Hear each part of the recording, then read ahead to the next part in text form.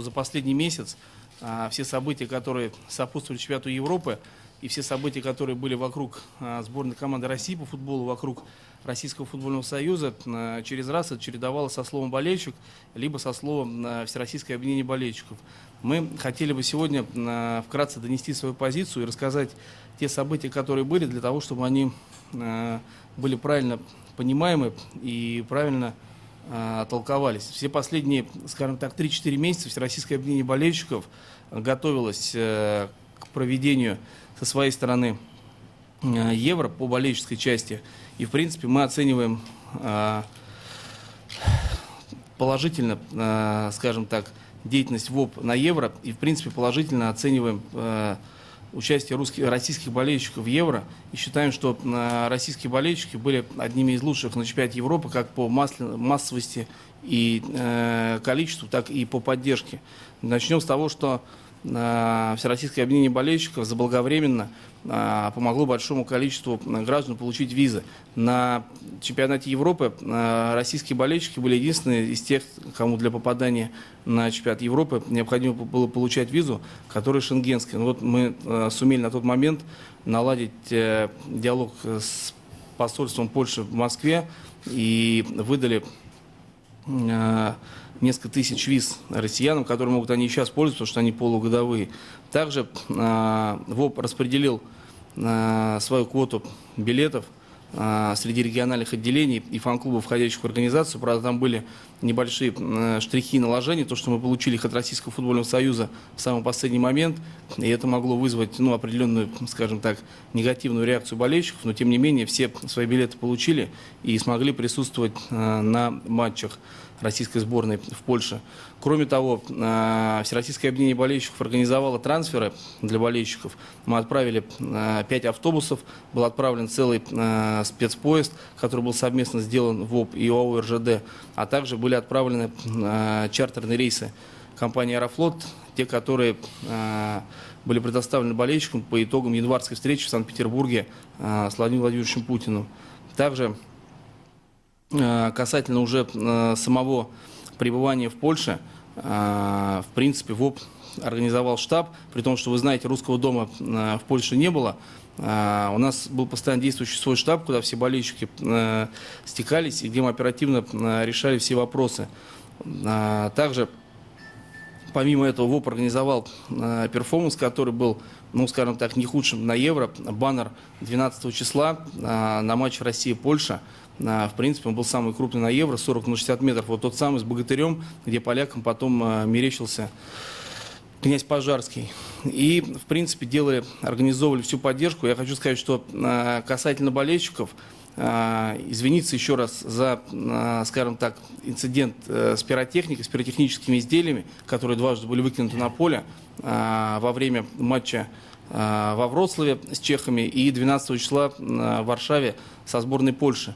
Но хотим также, чтобы вы понимали, да, что на первом матче было порядка 10 тысяч российских болельщиков, на втором матче было порядка 20 тысяч российских болельщиков, и рекордное количество российских болельщиков за всю историю выступления сборной России за рубежом, порядка 30 тысяч человек, присутствовало 16 числа на игре Россия-Греция.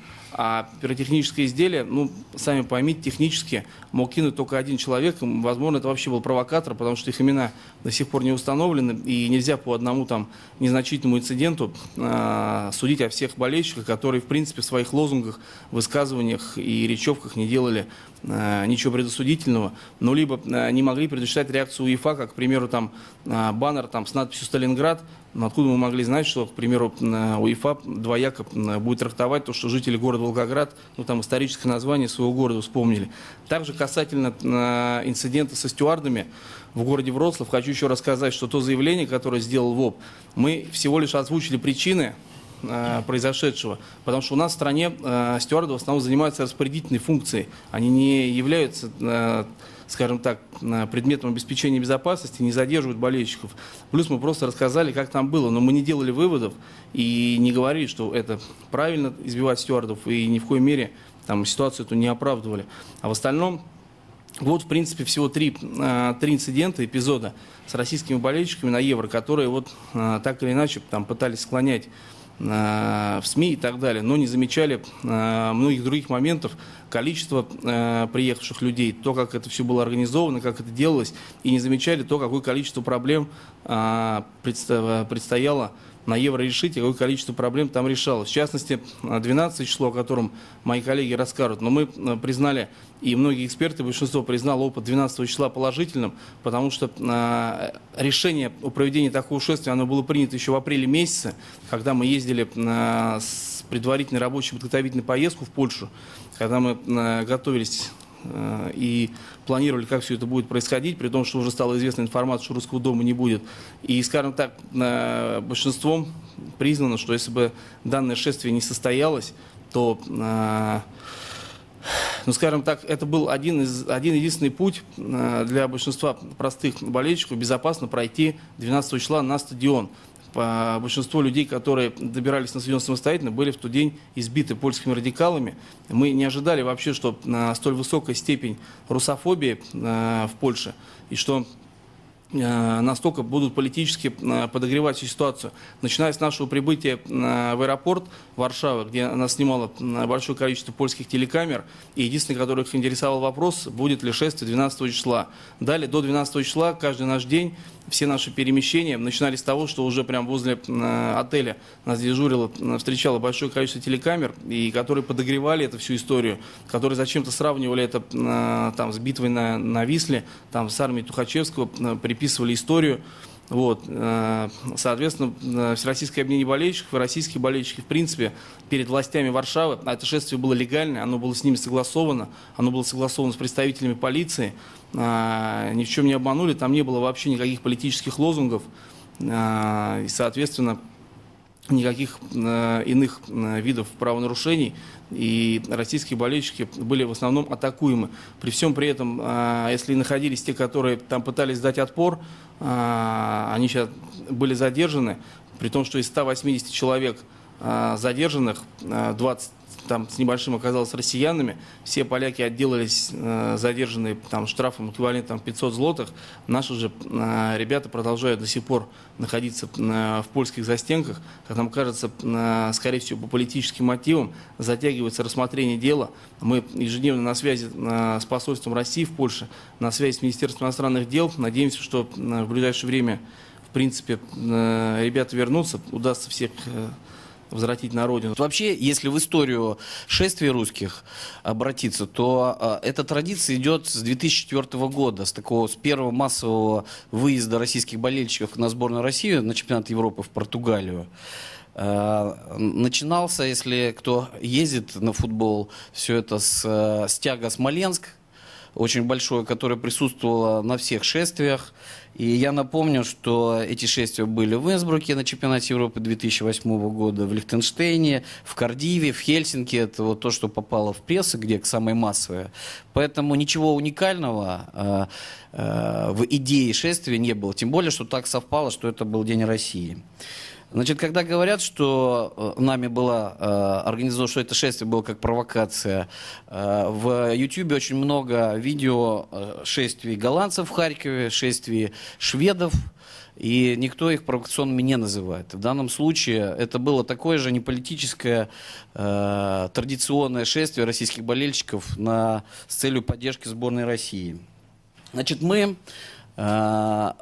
Это тоже видео есть в интернете. Мы 8 числа перед дорогой во Вроцлав заехали в мэрию Варшавы, вручили туда заявление, при том, что по законодательству Польши, если это не политический митинг, никаких согласований не требуется с властями. Тем не менее, понимая, что мы несем ответственность за людей, да, мы как бы от имени ВОП совместно с фан-движениями крупнейшими страны, которые тоже участвовали, да, в организации этого шествия, подали заявление, тут же нам перезвонили, и мы на следующий день, 9 числа, провели двухчасовую рабочую встречу повторюсь, в мэрии Варшавы, с полицией, с представителем мэрии.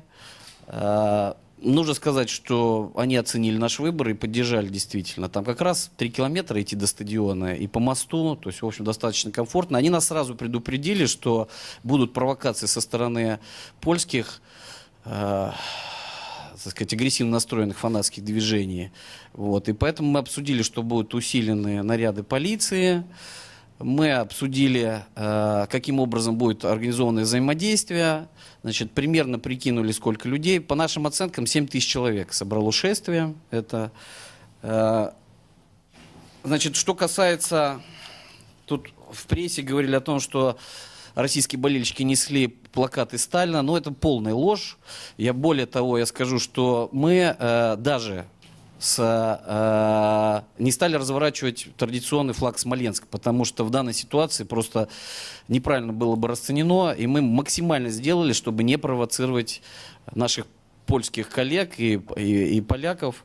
И поэтому даже когда начались беспорядки, никаких антипольских лозунгов не звучало. То есть вот нужно здесь сказать, что поляки тест на толерантность не прошли, а российские болельщики вот показали, так сказать, свой миролюбивый и толерантный взгляд. В общем-то, мы приехали на чемпионат Европы, и мы болеем за своих, а не против кого-то.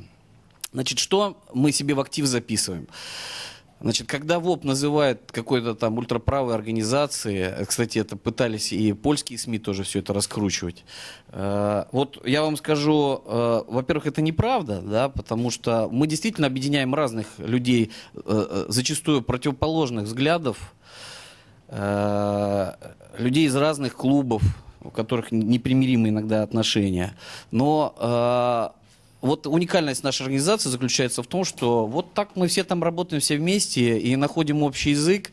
И вот эта колонна из 7 тысяч человек, она как раз показала, впереди активная часть, так как фанаты называют, да, сзади болельщики, море народа, просто туристов, которые приехало. Вот мы были как бы единым целым там, и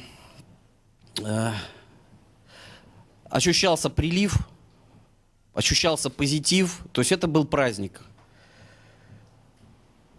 К слову сказать, вот я думаю, что если бы футболистов туда пригласили, если бы они с нами прошли, то я думаю, что они бы, наверное, значит, равных им никому не было, и уж точно у поляков бы мы выиграли. Между прочим, сутками раньше мы вместе с РФС, вместе с представителями болельщиков Польши возлагали цветы, то есть мы тоже старались максимально снизить градус накала. Ну вот получилось, не получилось. Могу одно только сказать, что после поляки извинялись за произошедшее. А мы для себя, кстати, сделали выводы, потому что мы плотно работаем с оргкомитетом 2018, подготовки чемпионата мира, который произойдет в России.